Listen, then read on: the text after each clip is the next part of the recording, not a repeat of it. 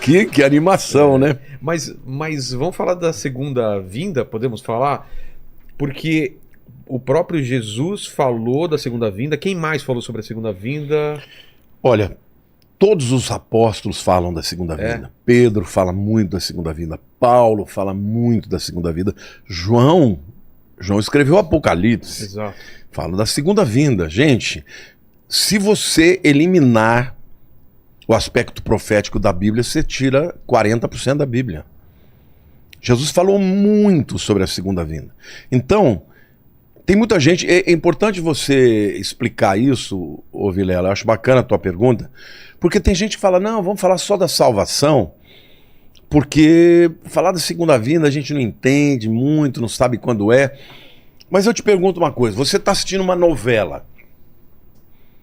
Você gostaria de parar no meio da novela e não ver o fim? É claro que não. Um filme. Jesus, quando ele morreu e ressuscitou, todo o discurso dele... Não era o fim. Não era o fim. Todo o discurso dele é, eu vou voltar. E aí, não só quando ele morreu e ressuscitou, antes disso, ele já falava. Mas ali ele deixa claro que ele vai voltar. Entendeu? Lá em Mateus 24, 25, no chamado sermão profético, as últimas palavras de Jesus foi sobre a volta dele. Ele fala, assim como o relâmpago que sai do Oriente e vai para o Ocidente, assim há de ser a vinda do Filho do Homem. Ele promete que ele vai voltar. Lá em João capítulo 14, está na ceia, né? Na última ceia, você deve ter ido lá no cenáculo, lá em Jerusalém. Será? No Monte Sião, deve ter ido. Ah, sim, Monte Sião. Perto ali do túmulo de Davi, Tá. sabe? Em cima, você deve ter subido ali, né? Aquele lugar onde tradicionalmente dizem que é tanto a última ceia como o lugar onde desceu o Espírito Santo. Que era uma casa que foi emprestada por um amigo de Jesus. Ele era provavelmente um essênio. E o bairro dos essênios era ali o Monte Sião. Bom, por que eu estou dizendo isso? Alguma coisa eu ia falar que me fugiu. Hoje a minha cabeça... O que você perguntou mesmo, Du? Eu perguntei dos sinais, né? Quem falou... Não, mas o que eu você queria falou dizer... dos apóstolos, que já estavam avisando. Então, Aí falou da Santa Ceia, que foi nesse local. bom, Monte Sião. Jesus ele deixa claro que ele vai voltar. Por exemplo, lá no Monte das Oliveiras, quando ele começa a subir, os discípulos começam a ficar assim maravilhados. O anjo fala para eles, por que vocês estão assim tão maravilhados? Da mesma maneira que vocês estão vendo ele subir, ele vai descer aqui. Então está falando da volta dele. Então, Jesus, ele deixa claro que... lembrei. Obrigado, meu Deus. Porque era um argumento tão importante, ele fugiu, né? Tem que ficar um pouco mais atento, que às vezes eu estou perdendo aqui. Na última ceia, que está lá, que está expresso lá em João capítulo 14, tá aquele peso, né? Aquele peso, os discípulos estão vendo que a coisa provavelmente vai morrer. E aí ele começa um discurso lindo, ele diz assim, não se turbe o vosso coração. Crede em Deus, crede também em mim. Na casa do meu pai há muitas moradas. Se assim não fora, eu não vou-lo teria dito. Eu irei, prepararei-vos lugar e voltarei para vós outros, para que onde eu estiver, vós estejais também. O que Jesus está dizendo para os discípulos? Eu estou indo embora, mas eu vou voltar. E eu vou buscar vocês para estarem comigo. Ele está falando do arrebatamento. Então, Jesus ele já começou a preparar os discípulos, porque ele estava achando que ele ia implantar o reino naquela hora. Né? No sermão de Mateus 24, eles estão primeiro lá na região do templo, né? E os discípulos olhando aquela coisa maravilhosa, e eles falaram, nossa Jesus, que construção maravilhosa, né? E Jesus falou, pois é, não vai ficar pedra sobre pedra que não seja derrubada.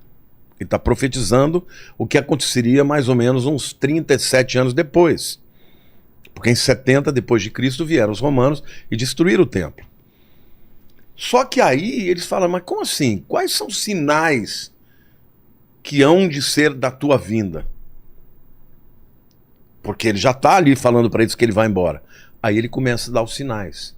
E na hora que ele começa a dar os sinais, ele fala de sinais da natureza, ele fala de sinais geopolíticos, de guerra contra guerra, ele fala de apostasia, de engano. Cuidado, vede que ninguém vos engane, porque virão muitos em meu nome dizendo eu sou o Cristo. Entendeu? Ele começa a dar os sinais, e Vilela, hoje nós estamos vivendo numa época em que tudo está acontecendo. Quero até permitir aqui esse espaço e dizer que no dia 16 de outubro eu vou dar uma aula grátis no meu canal do YouTube, Lamartine Pozzella. É uma masterclass, a aula mais completa que eu já fiz. Eu contratei um cineasta para fazer, é uma coisa extraordinária. Sobre as 7 tendências que nós temos no fim dos tempos. E detalhe, sempre houve esses sinais. Algumas vezes tinham mais uns do que outros. Agora está tudo acontecendo junto. Esse ano de 2023, eu nunca vi um ano igual a esse. Ah, é? Não, nunca vi um ano com tantas catástrofes que estão acontecendo. Olha, fogo em tudo quanto é lugar. No Canadá, no Havaí. Gente, coisa de louco. Incêndios. Entendeu? Incêndios na Europa. Falei do Canadá já, né? Terremotos em tudo quanto é lugar, cara. Enchentes aqui no Brasil, no Rio Grande do Sul, nós tivemos o que eles estão chamando de a maior catástrofe ecológica de todos os tempos no Brasil. Então, assim, nós estamos tendo assim muitos sinais que estão acontecendo e todos ao mesmo tempo. Então, tá chegando a hora. Você não pode dizer exatamente quando, porque Jesus proibiu, ninguém sabe o dia e a hora. Mas ele diz que era para você observar os tempos e as estações. E os sinais no Mar Morto? Sim, isso é maravilhoso também. No final dos tempos, o livro de Ezequiel diz que o Mar Morto, isso também é uma profecia linda, porque ele diz que o Mar Morto, ele voltaria a ter água potável, a ter água doce, inclusive peixes iam nadar nele e coisa e tal. Agora, detalhe, Ezequiel fala que a parte norte seria assim, mas a parte sul continuaria salgada. Agora, Ezequiel foi um profeta do exílio, nós estamos falando aí de 2.600 anos atrás. Naquela época, não existia parte norte do Mar Morto. Era tudo uma coisa só. É uma coisa só. 50 anos atrás era uma coisa só. Quando é que o Mar Morto se dividiu em 2?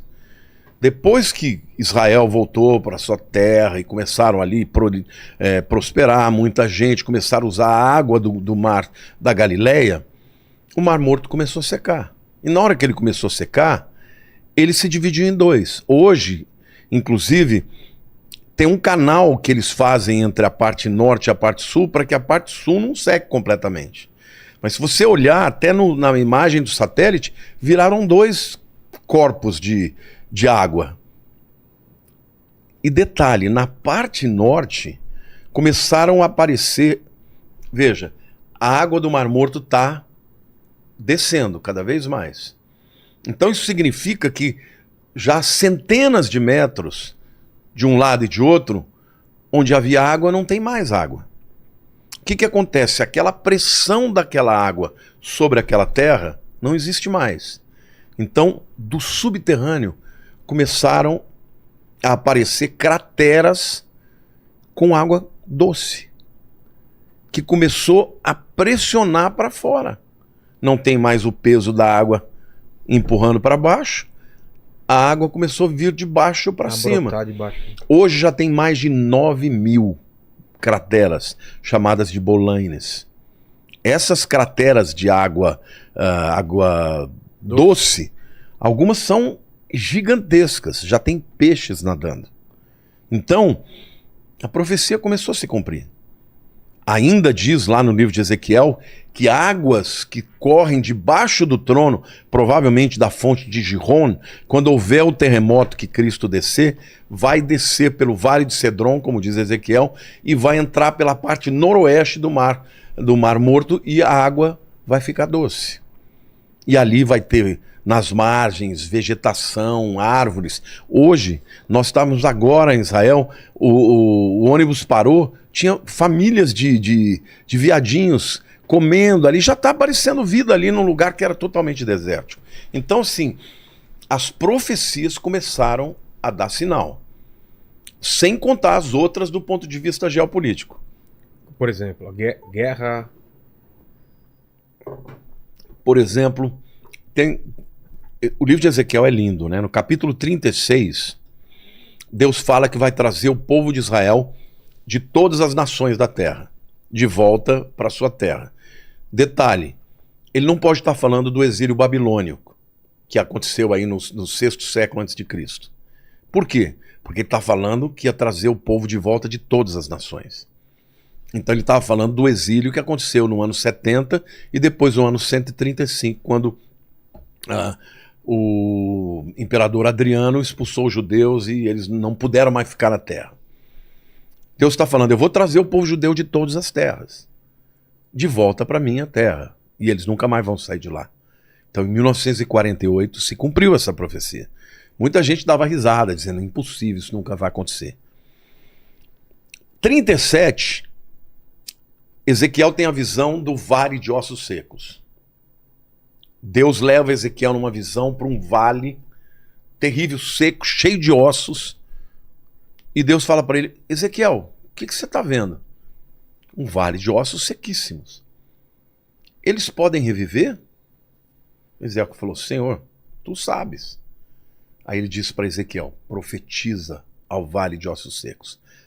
Voltem à vida. Aí ele profetiza. Aí começa a ver um barulho. Plim, plim, plim, plim, plim. Começa a ouvir osso batendo com osso. De repente um osso daqui vem, junta com outro aqui e começou a juntar juntas, carne, pele e de repente aparece um exército de pé. E Deus fala assim, esse exército é o meu povo, é a nação de Israel. Eu vou revivê-los.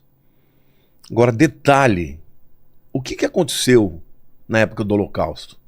6 milhões de judeus foram mortos. E como eles eram encontrados muitas vezes em valas de ossos secos. Essa visão de Ezequiel 37 é a visão do Holocausto. Por causa do Holocausto, por causa do vale de ossos secos, o mundo ficou abismado. O mundo falou, meu Deus, não pode acontecer isso de novo. E aí a ONU, em 1947, em dezembro, decide voltar a partilha entre uma solução de 2 estados, né? Um estado palestínico e um estado judeu. Israel aceitou e os muçulmanos não aceitaram. Mas a moção foi aprovada, inclusive com o voto de Minerva do brasileiro Oswaldo Aranha. A ONU aprovou, mas não fez acontecer. No dia 14 de maio de 1948, Davi Ben-Gurion junta uma série de pessoas, umas 300 pessoas ali na casa dele, e ele faz uma transmissão de rádio dizendo, hoje nasce Israel moderno. Como diz as escrituras, em Isaías, pode uma nação nascer num dia? E Deus fala, pode. Assim será com Sião. E assim foi que aconteceu. No dia seguinte, estourou a Guerra da Independência. Uma guerra em que os judeus tinha minoria, não tinham armas, não tinham pessoas preparadas para lutar e venceram a guerra. Em 1 ano e meio aproximadamente, eles conquistaram mais território do que eles tinham na partilha. Só que aquilo que você conquista por guerra é teu. Então Deus permitiu aquilo porque ele estava devolvendo de volta aquela terra para o povo dele. Ele prometeu em 36 que ele ia trazê-los, trouxe. No 37 ele mostra como ele ia trazê-lo. Depois de um holocausto, vales de ossos secos. Quando o mundo fala, não, esse povo não pode mais nada. E Deus fala, esse é o meu povo e eu vou revivê-los. Cara, você foi para Israel. É extraordinário, é uma nação inigualável. Inigualável, tudo aquilo que você vê no deserto, sabe, florescendo, plantações. Tem profecia dizendo que o deserto iria florescer. Agora, não, mas isso foi o homem, irrigação gota a gota. Não interessa, Deus disse que ia acontecer, aconteceu. Agora vem o 38 e fala de Gog e Magog. Que é, se você pega lá, todas aquelas nações que virão contra Israel, que vão atacar Israel, são as nações que estão aí. Gog, Magog é Rússia. Pérsia é Irã. Então tá tudo ali. Turquia, Rússia. A China também ou não? China não está lá, embora alguns afirmem que Não é Que Magog também é China. Império do Leste, alguma coisa assim, não tem alguma coisa? Isso é no Apocalipse, no é Apocalipse. outra coisa. Tá. Mas essa guerra de Gog e Magog é uma coisa tão extraordinária, porque você pegar o Flávio Josefo, ele fala que os Magogians são os sítios. Quem são os sítios? Ou citas, como está na Bíblia? É o povo das estepes, é a Rússia. Então, quando você pega... Eu tenho um vídeo no YouTube, se alguém quiser, tiver interesse de ver quem é, porque lá eu falo cada um daqueles nomes diferentes, eu mostro historicamente quem é. Entendi. Entendeu? Todas as nações que estão lá e que a Bíblia diz que vão invadir Israel são aliadas hoje. E contra Israel. Agora, detalhe, Vilela. Detalhe. No tempo em que Ezequiel escreveu, quem foi o povo que permitiu que Israel voltasse da Babilônia? Foram os persas. Ciro, o grande Ciro, imperador persa, foi ele que destruiu a Babilônia e foi ele que permitiu que o povo judeu voltasse. Então ele é um grande aliado. Só que esse Ezequiel, quando ele profetiza para o que vai acontecer no futuro, ele diz que os persas serão inimigos. E quem é o maior inimigo hoje do Irã? Desculpe, de Israel. Irã. É o Irã, não tem outro inimigo. Agora, alguém vai dizer, não, mas hoje o Putin está fazendo acordo com Israel. Agora, tem até um amigo que é judeu, né, que um colega, nem o conheço pessoalmente, mas é uma pessoa que me segue, diz que gosta muito de mim. Um dia ele me questionou. Ele falou, escuta, mas o Putin está fazendo acordo com Israel, tá tendo uma boa relação. Eu falei, meu amigo, eu não estou dizendo que é o Putin, eu sei quando vai ser.